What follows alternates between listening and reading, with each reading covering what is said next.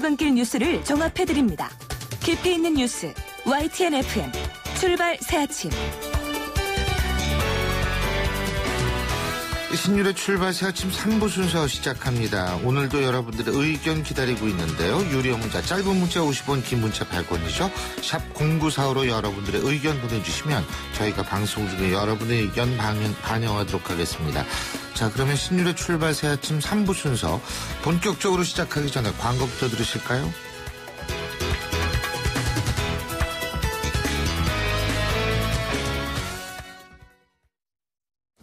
아유, 세 단계 종이 또 걸렸어? 정말 제본 하나 하려다가 미치겠네. 내가 진작 현대오피스로 바꾸라니까. 오늘 다 날 셀 거야. 이제 스트레스 받지 마세요. 사무기기 전문기업 현대오피스가 책임지겠습니다. 사무기기의 올바른 기준 현대오피스. 자, 따라해보세요. 이카운트 ERP 4만원. 회계관리 이카운트 ERP 4만원. 재고관리 이카운트 ERP 4만원, 생산관리 사업 성공 함께해요. 이카운트 ERP의 모든 기능을 월 4만원에 드립니다. 이카운트 가입비 부가세 별도. 달달하고 건강하고 맛 좋은 걸 찾거든. 쌀로 만든 비락식혜가 딱이라고 전해라. 팔도 비락식혜, 단호박 식혜도 있다고 전해라. 쑥, 우리 아파트 하나 장만할까? 정수 오빠, 요새 누가 아파트 사? 아파텔 사지. 전용률부터 남다른 투룸 3베이 아파텔 도봉 21스트. 우와, 이게 오피스텔이야, 아파트야. 아파텔이라고, 요 남자야. 모델하우스는 수락산역. 문의전화 1522-0055. 주식회사 대명 21. 거울아 이 세상에서 누가 제일 예쁘니? 2588 박서연. 어머, 내가? 하긴 고객님들이 대리운전 부르면서 예쁜 소연이 목소리 듣고 집에 가야지 라고들 하셔. 너 잘났어 2588 꽃보다 박소연 2588. 페이스 도루코 면도기, 도루코 페이스 면도기, 페이스 안전하고 부드러운 대한민국 면도기. 안전하고 부드러운 면도 그 이상을 경험하세요. The Shaving Innovator, Dorco Pace. 송곳 같은 말, 허무한 말, 우리가 주목해야 될 말을 전해드립니다. 왁자지껄, 말.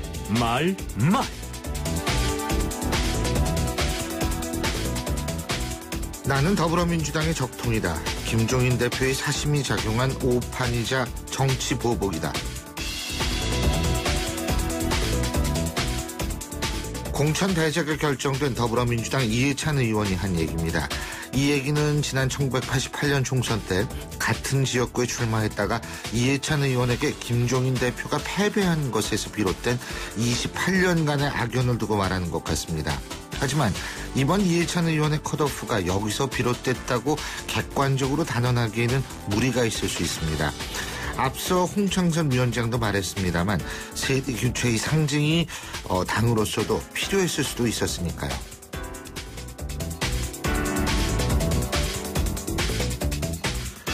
당이 휘청거리지 않았다. 당원 가운데 한 분의 의견이었지 않느냐. 국민의당 안철수 공동대표가 한 얘기입니다. 여기서 당원 가운데 한 분이라면 김한길 의원을 지칭하는 걸 텐데요.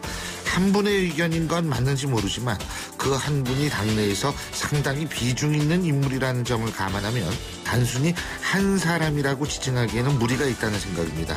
물론 이건 연대 통합의 당위성이 있다는 말은 아닙니다만 당대표의 입장에선 일단 다른 의견을 제시하는 측도 포용하는 듯한 제스처를 취하는 것이 필요하다는 생각입니다. 그래서 한 분의 의견 이렇게 표현하는 건 당대표로서 좀 그런 표현 아니었을까요?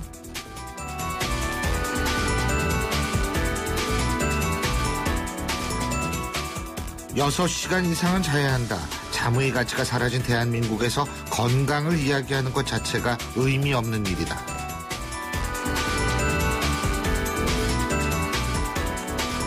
한림대 강남성심병원의 주민경 교수가 한 얘기입니다.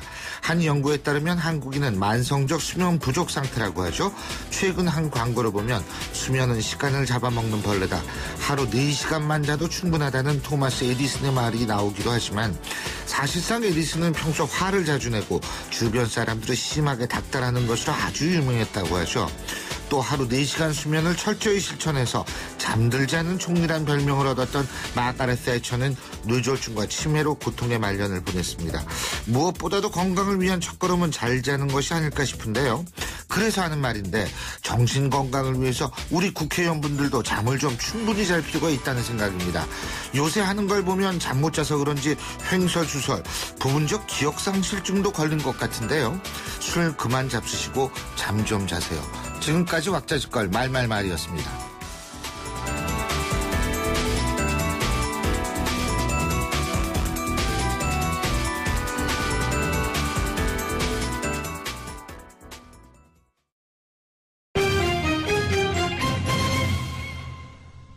경제 뉴스 알아보겠습니다. 최요한 경제평론가 전화 연결돼 있습니다. 안녕하십니까? 예, 안녕하십니까. 최요한입니다.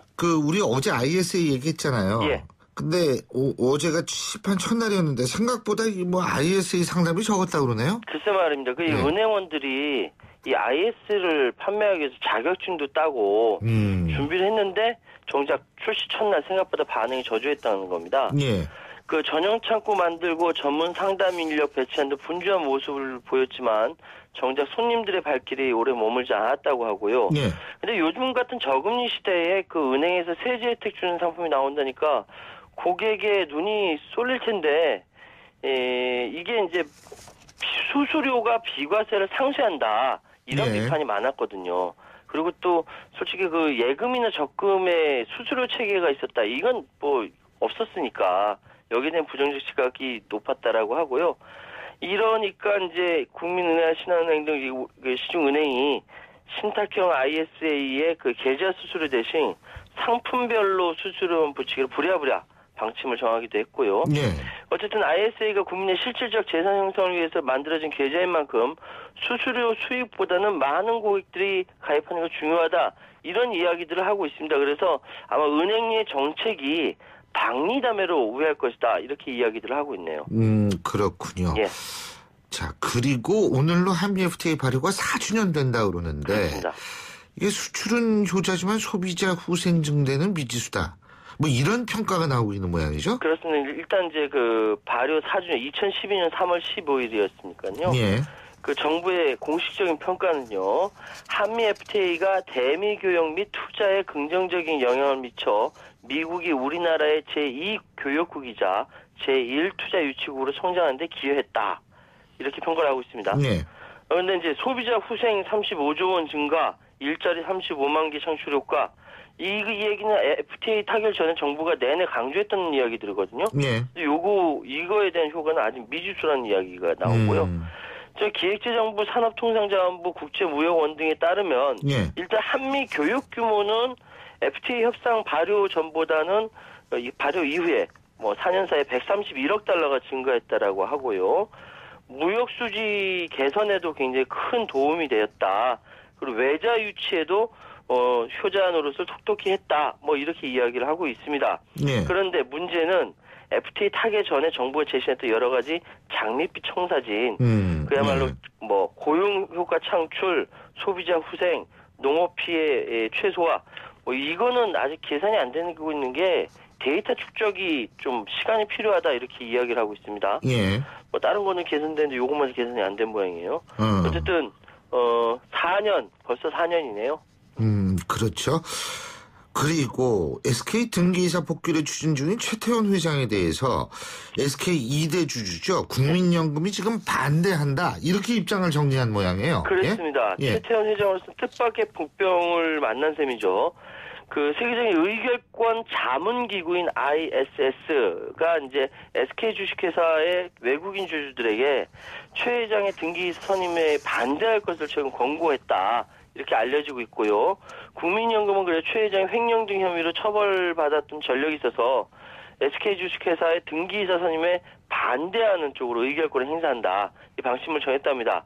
그런데 지금 국민연금에서 반대한다 하더라도 이 지분이 최태원 회장이 23.4%, 여동생 최기현 행복남재단 이사장이 7.46%, 그리고 우호 지분 합치면은 뭐 등기이사 선임에 찬성한 지분이 50%를 넘는다고 합니다. 그래서 뭐 무난하게 국민은행연금이나 8.57%라고 하는데요. 일부 외국인 주주 반대 의견까지 행사하더라도 원안대로 통과될 것이 가능성이 큰데요.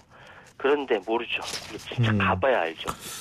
예, 그리고 이 한진그룹이 또 한 번 이 화제의 대상이 되는데 네. 대한항공 부기장이 페이스북에 글을 게시했는데 네. 여기 조롱한 듯한 댓글을 회장이 달았다고 해서 논란이 되고 있다고 그러죠? 네. 회장님이 직접 이렇게 달지는 몰랐습니다. 예, 아주 친절한 회장님이시네. 예. 이게 어떻게 된 거냐면 논란의 시초는요. 김안묵의 부기장이 페이스북에 여객기 조종사들이 비행 전에 뭘 볼까요? 하면서 이제 비행자 업무를 설명을 올렸어요. 네. 근데 여기에 조양호 회장이 직접 댓글을 단 건데 네. 뭐 여기에 대해서는 대한항공 쪽은 이제 조 회장이 항공 업무 경험을 바탕으로 최근 첨단 비행 장비의 발달과 운항 통제센터의 지원으로 조종사의 근무 환경이 많이 개선되었다는 의견을 페이스북에다가 소통 채널이라고 개선한 것이다라고 얘기를 하지만 내용을 보면요. 네. 개가 웃어요. 뭐 마치 대서양을 최초로 무착륙 횡단한 린드버그 같은 소리 하네요. 굉장히 감정적인 그 댓글을 달았거든요. 예. 이거는 이제 임금협상 결례로 준법 투쟁을 벌이고 있는 조종사들과의 갈등에서 조 회장이 직접 비롯된 거 아니냐라고 이야기를 하고 있고요. 그래도 이거 좀 직접 이렇게 하시는 건 좀 민망하다는 생각이 드네요. 잘 알겠습니다. 오늘 말씀 여기까지 듣겠습니다. 고맙습니다. 네, 감사합니다. 예, 지금까지 최요한 경제평론가였습니다.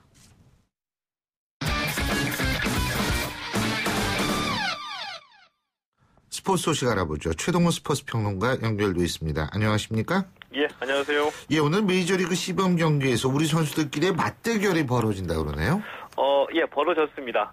오늘, 벌어졌어요, 벌써? 예. 오늘 새벽 경기였었거든요. 이 미네소타 트윈스하고 이 세인트 루이스 카디널스가 시범 경기에서 만난 겁니다. 예. 미네소타에는 이 박병호 선수가 있고 세인트 루이스에는 오승환 선수가 있거든요. 예. 두 선수 모두 다 출전했는데 이 오승환 선수가 맞대결에서 승리를 거뒀습니다. 6회 초에 1대2로 뒤진 상황에서 마운드에 올랐고요. 이 두 타자를 내야 뜬 공으로 잡아내고 난 뒤에 세 번째 타자로 이 박병호 선수를 만났는데 헛스윙 삼진을 잡아냈습니다. 이 오승환 선수가 메이저리그에서 처음으로 삼진을 잡아낸 거였었거든요. 예. 공교롭게도 이 첫 번째 삼진을 박병호 선수를 상대로 기록하게 됐고요. 예. 오승환 선수 1이닝 무실점으로 막아냈는데 시범 경기 4경기에서 4와 3분의 1이닝 무실점 기록했습니다. 예. 이 박병호 선수도 5회에 중단 안타를 쳐서 6경기 연속 안타 이어갔습니다. 예. 자, 그리고 프로농구에 이어서 프로배구도 챔피언 결정전 진출팀이 결정이 됐는데 예. OK저축은행하고 현대캐피탈이라고 그러죠? 예, 그렇습니다. 어제 이 프로배구 플레이오프 2차전에서 이 OK저축은행이 삼성화재 3대1로 이기고 2연승으로 챔피언 결정전에 진출했거든요. 이 외국인 선수 시몬이 공격을 주도했고요. 송명근 선수도 잘해줬는데 이 OK저축은행이 이 김세진 감독이 이끌면서 지난해에 이 창단 2년 만에 우승을 차지하면서 돌풍을 일으켰던 팀입니다. 예. 근데 올해 이 챔피언 결정전에서 만나게 된 현대캐피탈. 현대캐피탈은 올해의 프로배구 최다 연승입니다. 18연승을 기록 중인 팀이거든요. 예. 이런 면으로 보면은 이 구돌풍과 신돌풍의 대결이라고도 볼 수가 있겠고, 이 챔피언 결정전 이번 주 금요일부터 오전 3성승제로 벌어지게 됩니다. 예. 근데 이 공교롭게도 최태웅, 김세진 두 감독이 모두 다 이 삼성화재 출신이거든요. 예. 이 삼성화재 출신 감독이 이 프로배구 최강이었던 삼성화재를 끌어내리면서 삼성화재 시대의 종말을 고했다라는 점에서 좀 재밌기도 한데, 삼성화재는 또 오히려 이 임도환 감독이 현대 출신이어서 이 프로배구 감독들의 이런 그 명승부절이 좀 재밌게 느껴지기도 합니다. 예. 그리고 많은 분들한테 낯선 종목일 수 있어요. 예. 근대 5종이라는 게 있지 않습니까? 그죠? 예. 근데 여기서 의미 있는 메달이 나왔다고 그러네요? 예, 근대오정 아마 우리하고는 관계없는 종목일 거다. 굉장히 낯설게 느껴지잖아요. 예. 이 승마, 펜싱, 사격, 수영 그리고 이 크로스컨트리 5개 종목의 경기를 해서 예. 이 점수를 합산해가지고 순위를 가리는 종목이거든요. 근데 리오 올림픽 테스트 이벤트로 열린 월드컵 2차 대회 남자 개인전에서 이 전웅태 선수가 금메달을 목에 건 겁니다. 예. 굉장히 좀 의미 있다라고 느껴지고요.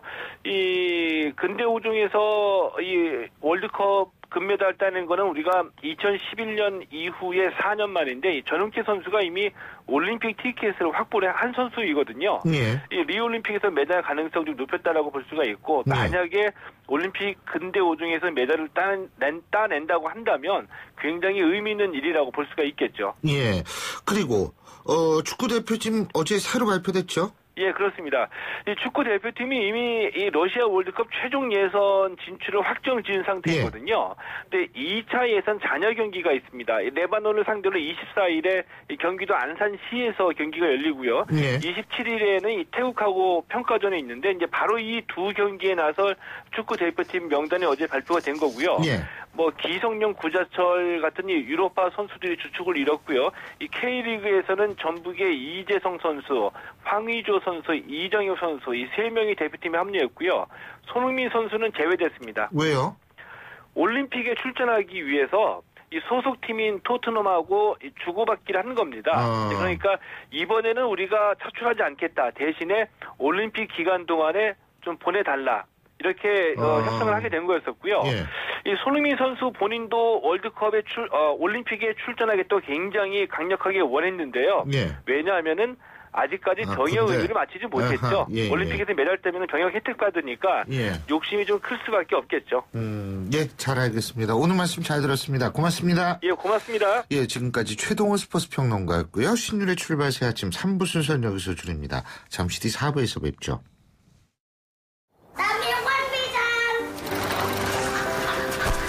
학교를 향해 누아는 페달을 밟는다. 가난이 따라오지 못할 만큼 힘차게.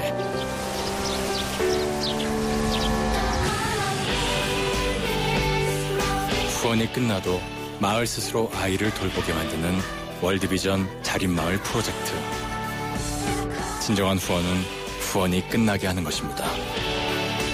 후원 문의 1688-3570 1688-3570 진정한 후원을 생각합니다. 월드비전. YTN 라디오 캠페인 더 가까이. 안녕하세요. 섬진강 시인 김용택입니다. 저는 눈을 감고 잘 때 빼고는 늘 섬진강을 보고 자랐기 때문에 섬진강은 제 몸과 같습니다. 그런 섬진강에 물이 말라가고 있습니다. 작년에 42년 만의 극심한 가뭄이 찾아왔기 때문인데요. 가정에서 10% 정도 물을 절약하면 1년에 팔당댐 2개 정도의 물을 아낄 수 있다고 합니다. 3월 22일은 유엔이 정한 세계 물의 날입니다. 한두 번 하는 물 전략으로 끝나지 않고 꾸준히 아껴 쓸 수 있는 습관을 길러오는 건 어떨까요? 물 재이용은 더 가까이, 물 낭비는 저 멀리. 물을 아껴 쓰는 습관을 기르세요. YTN 라디오 캠페인 더 가까이. 한국환경공단과 함께합니다. 사장님, 성악가 김동규 씨네 집 바닥재 좋던데 우리 집도 똑같은 걸로 해줘요. 아, 요즘 떠오르는 바닥재 스타 강마루. 스타일 좋고 습기 열 긁힘에 강하니까 오래 사용하려면 그래서 스타 강마루로 하는구나. 성악가 김동규입니다. 강마루 스타는 스타 강마루. 스타 강마루. 날카로운 분석, 내일을 보는 시선. 신율의 출발 새 아침. 신율의 출발 새 아침 4부 순서 광고부터 들으시죠. 쑥? 우리 아파트 하나 장만할까? 정수 오빠, 요새 누가 아파트 사? 아파텔 사지. 전용률부터 남다른 투룸 3베이 아파텔 도봉 21스트. 우와, 이게 오피스텔이야 아파트야. 아파텔이라고 요 남자야. 모델하우스는 수락산역. 문의전화 1522-0055. 주식회사 대명 21. 해발 680m를 흐르듯 내 몸에 흐르는 물. 평창에 청정림을 만들듯 내 몸을 만드는 물. 그래서 맑고 깨끗하게 연아와 함께 마셔요. 내 몸이 되는 강원 평창수. 엄마, 침대가 좁아. 이사 갈 때 바꾸자. 침대가 불편해. 비싼 건데 참아. 침대 왜 사서 고생하세요? 코웨이 매트리스 맞춤 케어 렌탈하세요. 3년마다 타퍼 교체, 6년마다 새 매트리스로 업그레이드. 위생관리는 기본. 침대 이제 코웨이가 답이다. 6년 약정 기준. 에이스 고객 지성. 침대를 말하다. 신혼가구 좋으면 집들일 때 잠깐 뿌듯하겠지. 근데 침대 좋아봐. 아침마다 몸이 뿌듯할걸?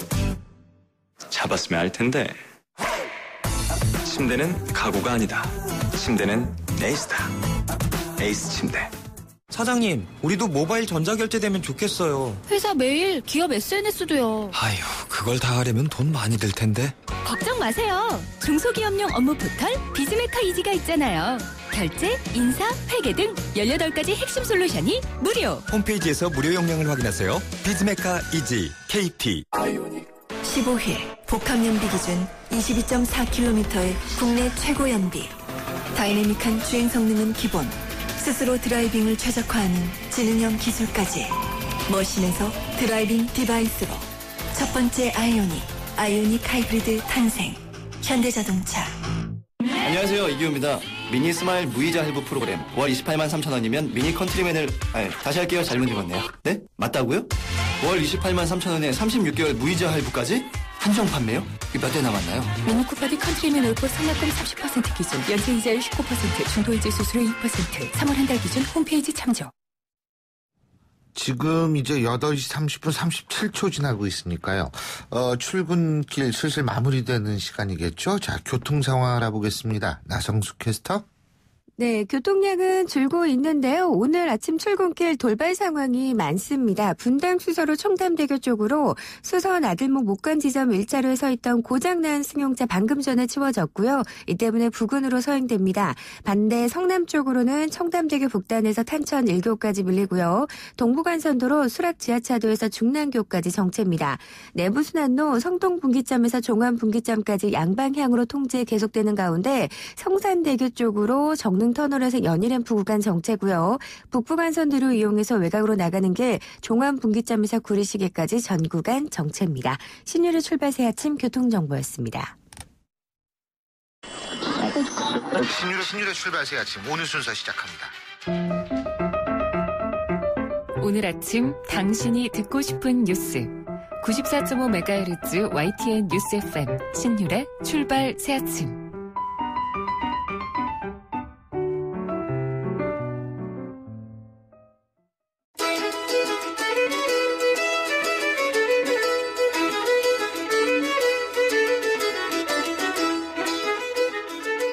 안녕하세요. 시민발언대 리포터 이혜미입니다. 인간 이세돌과 인공지능 알파고의 대국이 오늘 막을 내리는데요. 시민들은 이번 대국을 어떻게 지켜봤는지 의견 들어봤습니다. 사실 무섭죠. 기계가 그만큼 이겼다는 게.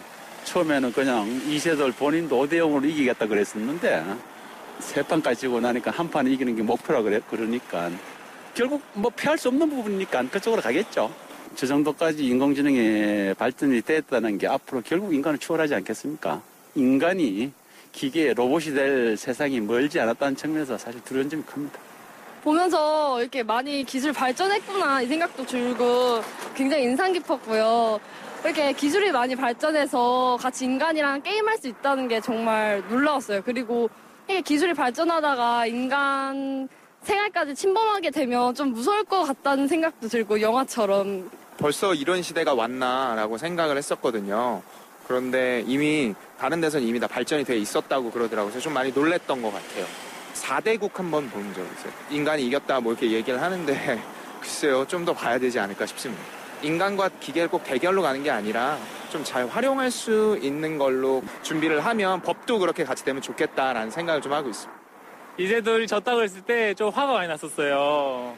그거밖에 못하는지 조금 생각이 됐었는데 생각해보니까 이세돌이 대단한 것 같더라고요. 그래가지고 좀 되게 그 다음에 질 때는 좀 되게 안타까웠고 좀 너무 상처받지 않을까 걱정 많이 했었는데 그래도 끝까지 포기 안 하고 이기는 모습 보니까 되게 행복했었던 것 같아요. 제가 이긴 것 같고. 진짜 잘 컨트롤 해야 될 것 같아요, 기계를. 끝까지 너무 인간과 닮게 만들면 위험할 것 같기도 하고, 인간이 잘 관리할 수 있는 한계 안에서 해야 되겠죠.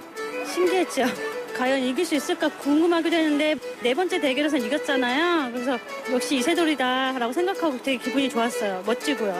예, 이세돌 씨가 물론 이기겠지만 오늘 5국에서 꼭 이겼으면 하는 바람이 짙습니다. 오늘 말씀 고맙습니다. 지금까지 시민발언대 리포터 이혜미였습니다.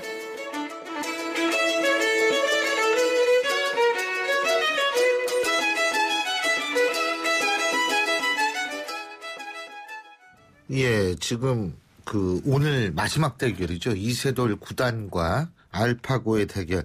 저도 개인적으로 굉장히 궁금해요. 이세돌 구단이 또 이길 수 있을까?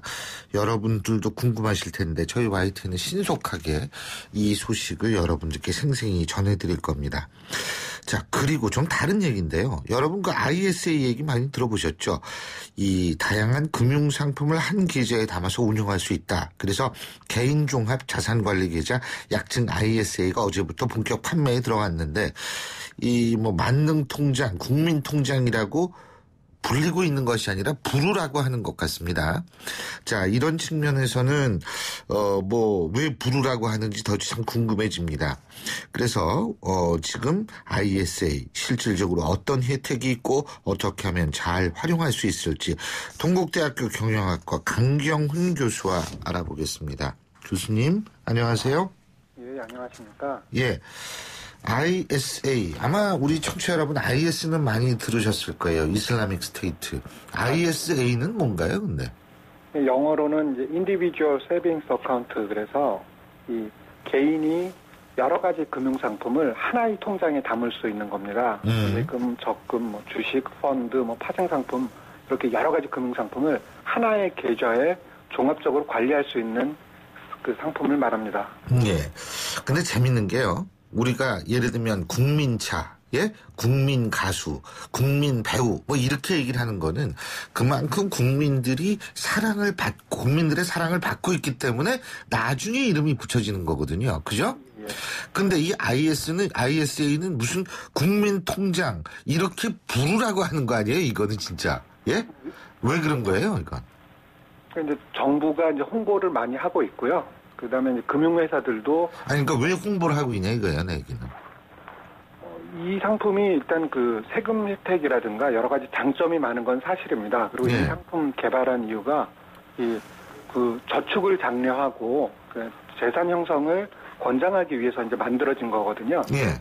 그래서 이제 정부는 이 상품에 대해서 굉장히 이제 크게 세금 혜택을 주니까 거기에 따라서 이제 홍보도 상당히 강하게 하고 있습니다. 예. 세금 혜택을 그렇게 많이 준다. 그렇다면 교수님 말씀대로 이 통장에 가입하면은 나름대로 상당한 혜택을 볼 수 있나요? 다른 금융상품에 비해서는 많은 혜택을 받는다고 할 수 있습니다. 어떤 혜택이 있죠? 일단 연 200만 원에서 250만 원까지는 이제 비과세가 되고요. 그러니까 금융소득에 대해서입니다. 그러니까 이자가 200에서 250만 원 정도가 되면 비과세가 된다 이 말씀이시죠? 예, 그렇습니다. 예. 그리고 이제 그거를 넘는 이제 소득 부분에 대해서는 과세가 되는데요. 그때도 이제 세율이 낮습니다. 예. 한 15.4% 정도 되는데 ISA의 경우에는 초과분에 대해서도 9.9%가 되고 이게 또 분리과세가 됩니다. 그런데 일부에서는 병원이 아니라 왜 갑자기 병원이 나오죠? 은행 금융기관에서 수수료 뗀다 그러더라고요. 수수료 떼는 거를 합하면 지금 교수님이 말씀하시는 9.9%의 이자율보다는 훨씬 높은 이자율이 된다라는 얘기를 하던데 맞습니까? 수수료가 아직 완전히 정해지진 않았는데요. 수수료를 많이 내다 보면 세금 혜택이 별로 없을 수도 있다. 이런 이제 우려가 많이 나오고 있습니다. 그러니까 혜택이 없어질 수 있다는 우려도 나오고 있다. 그런 얘기인데요. 그죠? 예, 그렇습니다. 근데 이게 지금 어제가 이제 판매 첫날이었었는데 사람이 많이 안 간 모양이에요. 그렇게 교수님께서 아까 말씀하신 대로 정부가 홍보를 많이 하고 있지 않습니까? 그죠? 예, 그럼에도 불구하고 사람들이 여기에 많이 가지 않았어요. 그 이유는 뭐라고 생각하십니까? 일단은 뭐, 그 관심들은 많으신 것 같아요. 예. 관심들 많고, 뭐, 문의도 많이 하고, 예. 하는데, 일단은 이제 계좌를 개설하거나, 뭐, 그 다음에 상품을 담는 그런 거는 별로 아직 없는 것 같고요. 그게, 예. 일단 뭐 첫날이니까 뭐 저희가 첫날을 그렇게 많이 가시기도 그렇고, 그리고 이게 이제 결국은 수익률이 좀 나와 봐야 되거든요. 그 상품별로, 그 금융회사별로. 근데 뭐 지금은 그 금융회사별 그 IS별로 그 수익률이 얼마나 되는지도 잘 모르니까 뭐 아직은 이제 그렇게까지 이제 이 계좌를 만들거나 상품을 담지는 않고 있는 것 같습니다. 근데 지금 교수님께서 수익률이 나와 봐야 한다라고 말씀하셨는데 그 수익률이라는 거는 예를 들면은 전 이거 종류가 많은 것 같더라고요. 신탁형도 있고 일회형도 있고 여러 종류가 있죠. 거기에 따라 모두 달라지고 어떤 예를 들면은 자기가 운영하겠다는 경우도 있지 않습니까? 그런 경우에 따라서 모두 그게 다를 텐데 수익률을 그러면 어떻게 계산해요? 그러니까 신탁형은 어차피 이제 자기가 그 금융상품을 이렇게 지정을 하는 거지 않습니까? 그렇겠죠. 그거는 이제 뭐 비교하기가 어렵고요. 네. 그 대신에 이제 수수료는 이제 그 비교를 할 수가 있겠죠. 그러니까 수익률보다 수수료가 아직 결정이 안 돼서 그것이 어느 정도 이득을 볼지 아직 모른다 이 말씀이시군요. 아니 근데 일임형은 예. 수익률이 나와 봐야 되죠. 일임형은 이제 은행이나 금융기관, 증권사나 이런데 당신 마음대로 내돈 굴리셔 이게 일임형이죠? 예, 그렇습니다. 예. 그리고 일임형, 신탁형 또 뭐 있죠? 크게 이제 일임형하고 신탁형이 있고요. 예. 일임형이 그 위험도별로 또 다시 나뉩니다. 아하. 그게 뭐 이제 고위험, 뭐 중위험, 저위험 이렇게 그 투자자 성향을 먼저 이제 파악을 한 다음에요. 예. 그 투자자 성향에 맞는 그런 상품을 그 권하게 되어 있습니다. 예, 그렇군요. 위험도가 높으면 수수료도 이제 높아지고요. 위험도가 높으면 수수료도 높군요. 예, 거꾸로 돼야 되는 거 아닌가? 전 왜냐하면 위험도가 높으면 수수료를 좀 낮춰줘야 되는 거 아니에요? 근데 물론 하이 리스크 하이 리턴 고수익이면 고위험이면 고수익이 가능하기 때문에 수수료가 높은 모양이죠? 예, 그렇게 상품을 설계하고 있습니다. 그렇군요. 근데 이게 또 한 가지 좀 유의해야 될 부분이 중도 해지가 어렵다 그러죠? 중도 해지를 할 수는 있는데요. 예. 그러면 이제 이 비과세 혜택이 다 사라지게 됩니다. 예. 별도의 그 중도 해지 수수료는 없는데요. 그러니까 이게 뭐 그 비과세 혜택이 좋아서 드는 건데 예. 그게 다 사라지니까 예. 그럼 그 5년간은 이제 중도 인출하기가 어렵다고 보셔야죠. 5년간은요? 그렇습니다. 예. 그러면은 이거는 근데 누구나 가입할 수 있는 거예요? 미성년자도 가입하고 성인도 가입하고 다 할 수. 안 되고요. 청년형이 있고 청년형. 그다음에 이제 그 직전 연도에 예. 그 근로소득이나 사업소득이 있어야 됩니다. 그거 없으면 안 되는 거죠. 대학생들 뭐 예를 들면은 아르바이트 같은 거 해가지고 돈 모아서 이거 만들 수는 없나요? 그러면? 그게 근로소득으로 그 국세청에 신고가 되면 가능하죠. 그러니까 가정주부는 이제 안 된다고 보시면 됩니다. 그렇군요. 예. 아니 근데 요즘 가사노동도 사회적 노동으로 취급받고 있는 세상인데 아니 세상에 가정주부는 안 된다라는 그런 차별이 어디 있습니까? 그러니까 그 부분에 대해서 이제 지적이 있었습니다. 예. 그래서 이제 그 금융위원회에서도 이제 해명을 하는 보도 자료를 내고 그랬는데요. 예. 이게 그 혜택이 많다 보니까 이 돈이 많으신 분들은 여러 가족들 명의로 다양하게 이렇게 여러 통장을 만들 수가 있지 않습니까? 예. 그러면 이제 그 지나치게 이제 혜택이 이제 많이 가게 된다. 이제 그런 염려 때문에 저는 아직도 모르겠네. 예. 그게 제가 그렇게 정해져 있죠. 그 혜택이 정부가 많다고 말하잖아요. 근데 그게 혜택이 그만큼 많으면 첫째 폭발적인 인기로 어제 줄 서야 되는 거 아닌가 이런 생각이 제가 얼핏 들고요. 두 번째는 뭐냐면 그렇게 혜택이 많다라고 얘기하지만 실제로 금융 전문가들은 생각보다 혜택이 많지 않다라고 주장을 하기 때문에 이게 뭐가 맞는지 모르겠어요, 진짜. 그 영국이나 이제 일본도 이제 유사한 제도를 들여왔었고요. 저희도 이제 영국이나 일본 그 사례를 많이 이제 검토를 해서 이 제도를 만들었는데 그쪽에서도 이제 성공을 많이 한 걸로 그렇게 저희가 평가를 하고 있거든요. 그렇군요. 네, 지금 당장은 워낙 이제 경기도 안 좋고 이게 뭐 저축을 장려하는 건데 뭐 당장 먹고 살 돈도 없다 이런 분들이 많으시고. 그렇죠. 네, 그리고 또 워낙 요새 저금리지 않습니까? 예. 그 주식시장도 워낙 상황이 안 좋고 그러니까. 맞습니다. 뭐 이게 지금 뭐 금융소득이 뭐 돼봤자 얼마나 되겠느냐. 그래서 아직은 별 관심이 없으신 것 같습니다. 교수님, 이거는 뭐 이렇게 판매 기간이 딱 정해져 있는 게 아니죠? 2018년까지 가입을 하셔야 됩니다. 2018년까지요? 앞으로 16, 17, 18, 3년 남았네요. 예? 그렇긴 한데, 예. 이제 매년 2천만 원까지 이거를. 매년? 그렇습니다. 그러니까 그 개설 자체는 2018년까지인데, 예. 매년 이제 투자할 수 있는 금액의 한도가 2천만 원까지입니다. 그러면은 2016년에 2천만 원, 거기다 플러스 2017년에 2천만 원, 4천만 원 투자를 할 수가 있다 이 말씀이시군요.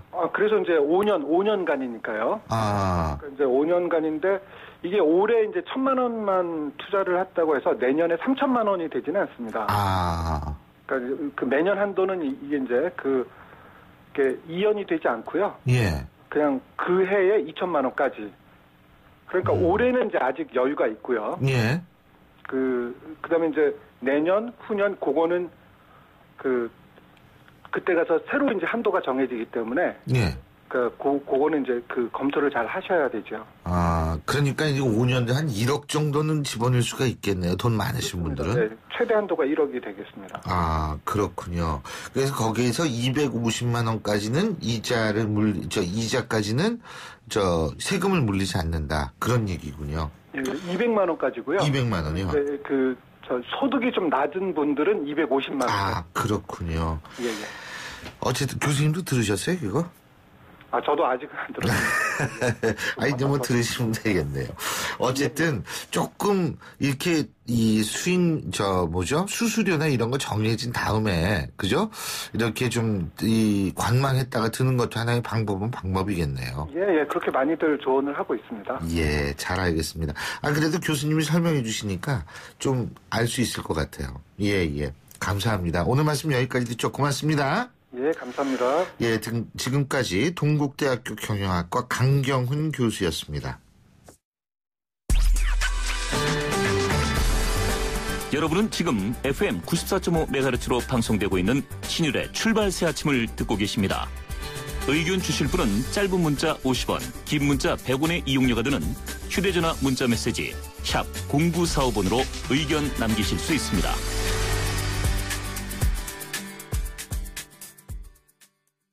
원래 선거 때마다 심판론 나오는 건 당연합니다. 뭐 정권 심판론, 그건 뭐 우리나라만 나오는 게 아니라 외국도 선거 때마다 나오는 거고요. 근데 우리나라에만 나오는 게 야당 심판론입니다, 이게. 거기에다가 요새 국회 심판론까지 나오고 있습니다. 그런데, 진짜 이 심판론, 이것이 어느 정도 먹힐지, 이것이 지금 심판론에 대한 여론이 어떤지에 따라서 또 총선에 여러 가지 영향을 미칠 수 있지 않을까라는 생각이 드는데요. 자, 이런 부분에 대해서 생각해 보겠습니다. 여론조사 전문가시죠. 오피니언 라이브의 윤희웅 여론분석센터장 직접 나와 계십니다. 전화 연결도 있습니다라고 얘기할 뻔했습니다. 어서 오십시오. 네, 안녕하십니까? 예. 자, 심판론. 이거 먼저 그 여론부터 좀 알아볼까요? 예, 지난 2월 29일, 3월 1일 조선일보가 미디어 리서치에 의뢰해서 이 집전화, 휴대전화 병행해서 조사를 했는데요. 예. 오차범위는 95% 신뢰 수준에서 플러스 마이너스 3.1%포인트 1000명 조사를 했고요. 예. 응답률은 12.3%였고 예. 이제 자세한 것은 중앙선거 여론조사 공정심의위원회 사이트에서 확인하실 수 있는데 이 조사에서 이번 총선에서 현 정부의 안정적인 국정 운영을 위해 여당 후보에게 힘을 실어줘야 한다. 예. 이 응답에 대한 이제 공감은 40.9%였고요. 네. 정부 심판과 여당 독주를 견제하기 위해 야당 후보에게 힘을 실어줘야 한다라고 하는 응답에 대한 선택은 46.7%였습니다. 예. 그러니까 먼저 불러준 것은 이제 국정 안정론이라고 표현할 수 있는 것이겠고, 두 번째 정부 심판과 여당 독주를 견제하기 위해서는 이제 이 정부 여당 심판론이고요. 정부 여당 심판론이라고 할 수 있는데 그것이 이제 좀 높은 것이라고 할 수 있겠죠. 국정안정론에 비해서. 근데 이번에 심판론이 좀 많죠. 왜냐하면은 정권 심판론, 야당 심판론은 존재했는데 국회 심판론은 이번에 처음 등장하는 것 같아요. 예? 맞습니다. 이게 이제 일단 뭐 박근혜 대통령이 이제 국회 심판론 이런 이제 분위기를 많이 좀 뭐 조성된 측면이 있습니다. 왜냐하면 우리나라 국민들이 정치에 대한 이제 불신이 워낙 크기 때문에 특히 이제 이번 19대 그 국회에 대한 국민적인 반감들이 워낙 컸기 때문에 이제 그것이 대통령이 공식석상에서 이제 국회에 대한 이제 실망감들, 협조하지 못하는 것들에 대한 이제 비판들이 많이 있었고 그것이 이제 국회 심판론으로 이어졌다고 할 수 있을 텐데요. 또 이제 그 제3당을 추구했던 지금 추구하고 있는 이제 국민의당 안철수 대표 같은 경우에도 또 우리나라 정치에 대해서 국회에 대한 이제 변화가 필요하다라고 하는 것들을 얘기하니까 그것이 이제 그 어느 때보다 이 국회 심판론, 뭐 이제 정치 심판론들 얘기에 나오고 있는 것이라고 할 수 있을 텐데요. 특히 이제 주목되고 있는 것은 이제 야당 심판론이거든요. 사실은 이 과거에는 이제 없던 것입니다. 방금 이제 불러드렸던 설문에서도 보시지만 전통적인 선거 프레임이라는 것이 국정 안정론 대 정부 여당 정권 심판론이거든요. 이 두 가지이고 그래서 필연적으로 이제 여당은 방어적으로 또 수세적으로 선거를 치를 수밖에 없는 것인데 야당 심판론이라고 하면 여당이 선거에 매우 적극적이고 공세적으로 나서는 프레임이거든요. 그래서 이전에는 잘 발견되기 어려웠던 것이라고 할 수 있는데 이것은 방금 말씀드린 대로 어쨌든 이 정치 불신에 상당히 이제 기반되어 있어서 이것을 자극하면 좀 여권층에게 소구력이 있지 않을까라고 해서 이제 나오고 있는 것이라고 할 수 있을 텐데요. 이것은 어떻게 보면 사실 여당이 내놓은 선거 프레임이라고 하기보다는 대통령이 사실은 이제 내놓은 선거 프레임이라고 할 수 있거든요. 그래서 대통령은 정치권, 국회와 이제 비켜서 있는 상황이기 때문에 국회 전체 정치 심판 또 나아가서 이제 구체적으로는 이제 야당 심판까지 이제 이어지는 것이라고 할 수 있을 텐데 여당 입장에서는 똑같은 국회에 있는 일원이기 때문에 야당과 여당 그것을 어느 한쪽 심판한다고 얘기하기가 이제 여당으로서는 부담스러울 수밖에 없는데 그 정치권으로 비켜서 있는 대통령 입장에서는 좀 다른 측면이다. 그런 면에서 이번 선거는 여야 간의 구도에 있어서 새누리당 핵심부가 주도하기보다는 정치적 의미 차원에서는 대통령이 여권의 선거를 주도하고 있는 것으로 정치적으로는 이제 비춰질 소지가 사실은 있는 것이죠. 근데요. 사실은 정권 심판론 이게 총선이라고 얘기를 할 때에는 일반적으로 심판적 성격이 당연히 있지 않습니까? 그런데 제가 이렇게 볼 때에는 17대 총선 같은 경우에는 탄핵 역풍 속에서 치러진 것이고 18대 총선 같은 경우에는 이명박 정권 초기에 치러졌고 19대 총선은 이명박 정권 말기에 치러졌죠. 근데 말기에 치러진 이 선거마저도 정권 심판론이 이렇게 안 먹힌 것 같더라고요. 그때 이제 말기에 치러지긴 했습니다만은 2012년 대선이 연동되어 있었기 때문에 사실은 아니 어쨌든 심판론은 나올 수 있는 거 아니에요? 맞습니다. 대체적으로는 이제 심판론 정서가 이제 커지고 줄어지고 하는 것은 정권 초기에는 그 심판론 정서는 상당히 줄어들 수밖에 없는 것이요. 왜냐하면 정권에 대한 기대감이 이제 크기 때문에 그렇기 때문에 정권의 어떤 임기 중후반기에 갈수록 심판론 기류가 강해질 수밖에 없을 텐데. 그런데 이제 야당은 말씀하신 대로 최근에 선거 때마다 정권 심판론을 들고 나왔기 때문에 선거에서는 다 승리하지는 못했어요. 그런 면에서 봤을 때 이제 이번에도 정권 심판론을 내세우고 있는 것이 이제 별 효과를 얻지 못할 것이다라고 하는 이제 전망들도 있거든요.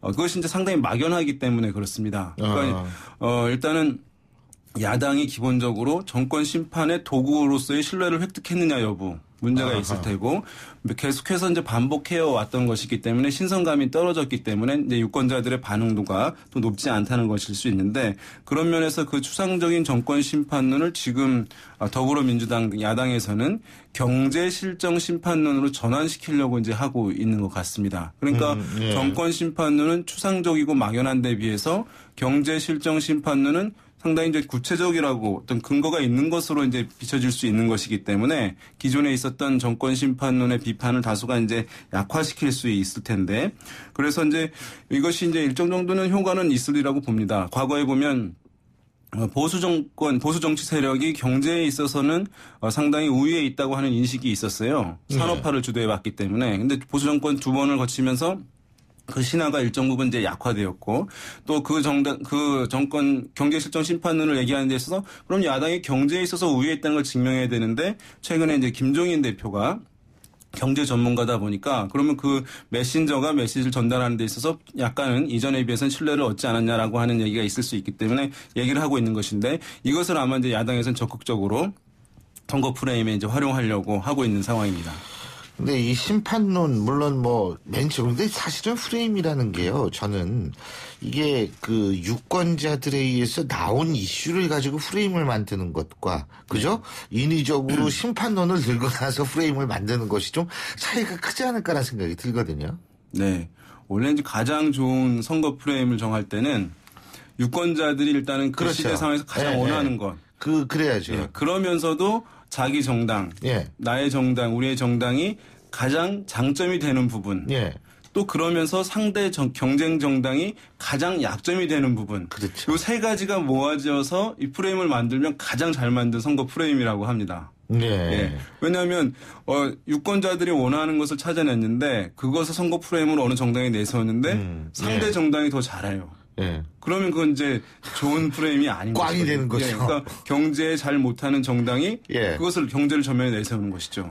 그런 경우는 이제 좋은 것이 아닌데 그래서 이제 사실 선거 프레임들 이제 그런 것들이 맞춰지면 좋은데 그러다 보니까 이제 전통적으로 몇 개 되어 있는 것들을 이제 선택할 수밖에 없는 부분이고 근데 이것을 왜 정당들은 얘기를 하느냐 하면 유권자들이 후보들을 선택하는 데 있어서 여러 다양한 이유들이 있을 수 있잖아요. 내가 아는 사람이다. 도덕성을 봐야 된다. 공약을 보고 정책을 봐야 되고 뭐 정당도 보고 여러 가지 이유들이 있는데 유권자들이 그 수많은 이유들을 선택하는 데 있어서 너무 복잡하니 딱 한 가지 근거, 한 가지 이유만을 제시해 주는 것입니다. 그래서 이제 그 이유만 되면 유권자들이 그 이유 때문에 내가 이 A 정당을 찍겠다. B 정당을 찍겠다라고 해서 투표의 선택을 용이하게 해주는 것을 위해서 이제 이 선거 프레임을 내세우는 것인데 그러니까 야당에서 얘기하는 정권 심판론 같은 경우는 야당을 비록 적극적으로 지지하지 않지만 정권에 대한 실망감을 가진 사람은 이번 선거에서는 야당을 좀 뽑아주십시오라고 하는 것이고 국정 안정론은 여당을 꼭 적극적으로 지지하지는 않지만 국정이 안정적으로 필요하다고 생각하시는 분들은 꼭 새누리당 지지하지 않더라도 여당 후보를 좀 찍어주십시오라고 이제 얘기를 하는 것이거든요. 그런 면에서 이제 투표를 얻을 수 있는 득표를 최대치할 수 있을 것이라고 그것을 보고 이제 선택을 하는 것입니다. 그래서 이제 어쨌든 반복되어 오는 것이니까 이것도 좀 약간 좀 세밀해지고 지역별로 연령별로 좀 타겟별로 다양해지면 좋을 텐데 그런 노력도 이제 정당들이 좀 많이 좀 부족한 부분도 있다고 할 수 있겠죠. 근데 솔직히 얘기해서 지금 공천 때문에 난리 법석을 피우고 있는데 언제 이 프레임 만들고 지금 이 정신도 없을 거란 생각이 드는데 맞습니다. 어쨌든 선거가 정상적으로 치러진다면 프레임이 매우 중요하겠죠. 그렇죠. 오늘 말씀 여기까지 듣겠습니다. 고맙습니다. 네, 감사합니다. 예, 지금까지 오피니언 라이브의 윤희웅 여론분석센터장이었고요. 신율의 출발 새 아침 화요일 순서는 여기서 모두 줄이겠습니다. 저는 내일 아침 7시 15분에 다시 오겠습니다. 오늘도 어제보다 나은 하루 보내시기 바라겠습니다. 신율이었습니다. 고맙습니다.